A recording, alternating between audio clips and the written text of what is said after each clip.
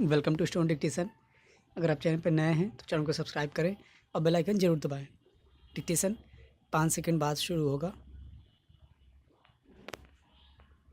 Ready start. उपाध्यक्ष महोदय, तब उन लोगों को कुछ आशा हुई कि हम लोग भी उसी तरह चल सकते हैं जिस तरह से पहले चल रहे थे, लेकिन अभी हाल में जो चुनाव हुआ उससे देश के धनिकों के मन में बड़ा संदेह पैदा हुआ कि इस चुनाव के बाद उनकी स्थिति वैसी नहीं रहेगी जो अब तक चली आती रही है। गरीबों और अमीरों के बीच में अब तक जो बहुत बड़ा अंतर चला आ रहा था उसको अब तेजी से दूर करने का प्रयत्न किया जाएगा। श्रीमान, मैं आपका बहुत ही आभारी हूँ जो आपने सदन में चालू वर्ष के बजट पर अपने विचार प्रकट करने का अवसर दिया है। मैं इस बजट का समर्थन करना चाहता हूँ। श्रीमान, मैं सबसे पहले अपने दल के नेता प्रधानमंत्री को इस बात के लिए बधाई देना चाहता हूँ कि उनके नेतृत्व में देश में कांग्रेस दल को स्पष्ट बहुमत मिला और इसके फलस्वरूप यहाँ पर केंद्र में एक ऐसी सरकार का गठन हुआ जो कि देश में वास्तव में समाजवाद लाना चाहती है।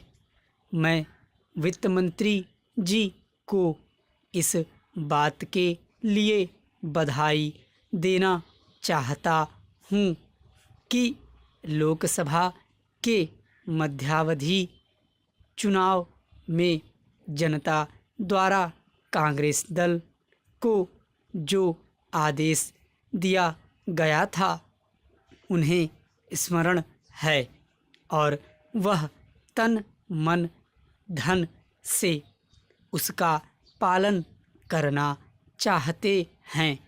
वह आदेश था देश में सामाजिक और आर्थिक विषमता दूर करने का, देश से गरीबी, बेकारी और बेरोजगारी को हटाने का और देश के जो पिछड़े हुए हिस्से हैं उनका पूरा विकास करने का, साथ ही साथ इस बात का भी आदेश था कि देश के अंदर इस प्रकार की सामाजिक और आर्थिक व्यवस्था पैदा की जाए जिसके अंतर्गत जनता शोषण से मुक्त हो सके। श्रीमान, यह ठीक है कि देश में कृषि के क्षेत्र में उत्पादन में वृद्धि हुई है, परंतु इसके साथ ही साथ यह भी दृष्टि में रखना चाहिए कि लागत में भी पूरी वृद्धि हुई है। इसके लिए आवश्यक है कि सिंचाई के साधन बढ़ाए जाएं और अधिक उन्नत बीजों का प्रयोग किया जाए। आज कृषकों को कृषि के यंत्र मिलने में बहुत कठिनाई हो रही है, जैसे छोटे छोटे ट्रैक्टरों का देश में बड़ा अभाव है।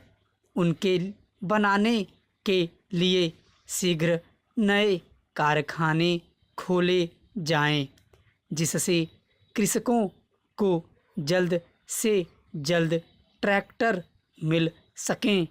देश तभी प्रगति करेगा, हमारा ऐसा विश्वास है। स्टॉप।